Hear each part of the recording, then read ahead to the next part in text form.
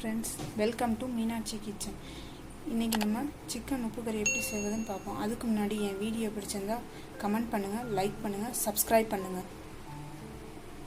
இன்றைக்கி சிக்கன் உப்பு கறி எப்படி செய்வதுன்னு பார்ப்போம். அதுக்கு நான் இந்த ஸ்பூனுக்கு 3 ஸ்பூன் மிளகு எடுத்து வச்சுருக்கேன். இதே ஸ்பூனுக்கு 1 ஸ்பூன் ஜீரகம் எடுத்து வச்சுருக்கேன்.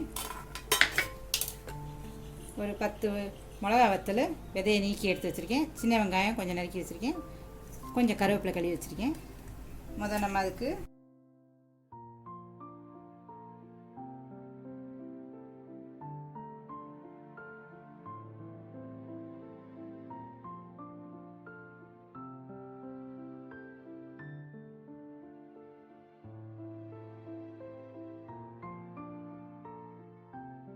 தேவையான அளவு எண்ணெய் சேர்த்துக்கலாம்.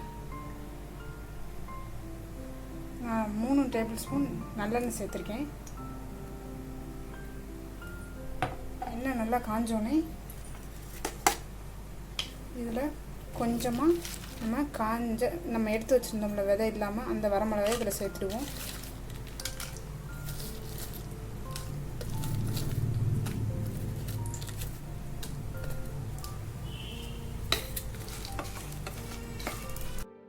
நம்ம கொஞ்சமாக கட் பண்ணி வச்சுருக்க வெங்காயத்தையும் சேர்த்துடலாம். சின்ன வெங்காயம் பொடியாக கட் பண்ணி வச்சுருக்கேன், அதையும் சேர்த்துடலாம். கொஞ்சம் கருவேப்பிலை,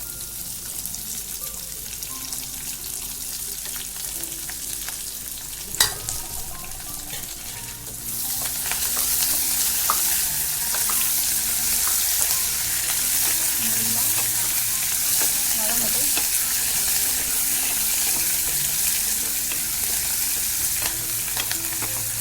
இன்னும் 2 நிமிஷம் வதங்கினா போதும். கழுவி வச்சுருக்க 1/4 கிலோ சிக்கனை சேர்த்துக்கலாம்.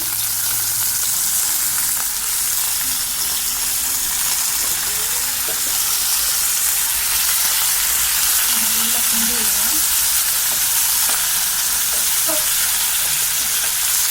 நம்ம சிக்கனில் பச்சை வாடை போயிடுச்சுக்கணும்.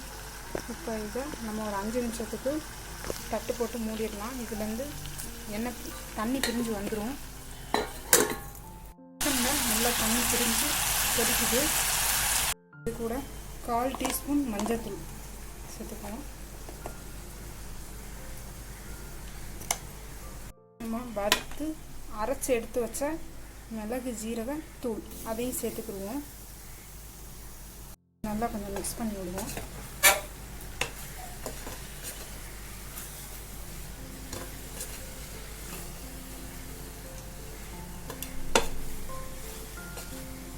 கொஞ்சமாக மட்டும் தண்ணி சேர்த்துக்கலாம். ஒரு 1/4 கிளாஸ் தண்ணி சேர்த்தா போதும். ஏன்னா சிக்கன்லேயே நம்மளுக்கு தண்ணி பிரிஞ்சு வரும்.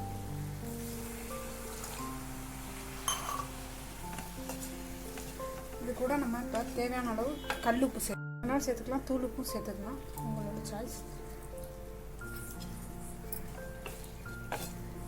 நல்லா இதை கிளறி விட்டுட்டு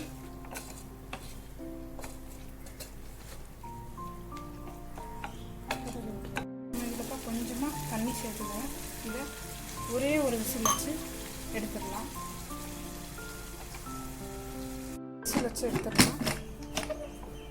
ஒரே விசில் தான் வைக்கணும். சிக்கன் ரொம்ப குழஞ்சு போயிடும். இப்போ நம்ம சிக்கன் விசில் போயிடுச்சு, ஒரு விசில் போயிடுச்சு. இதை பார்ப்போம்.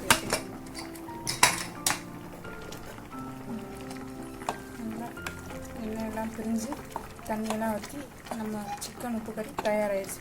அவ்வளோதான், நம்ம சிக்கன் உப்பு கறி ரெடி.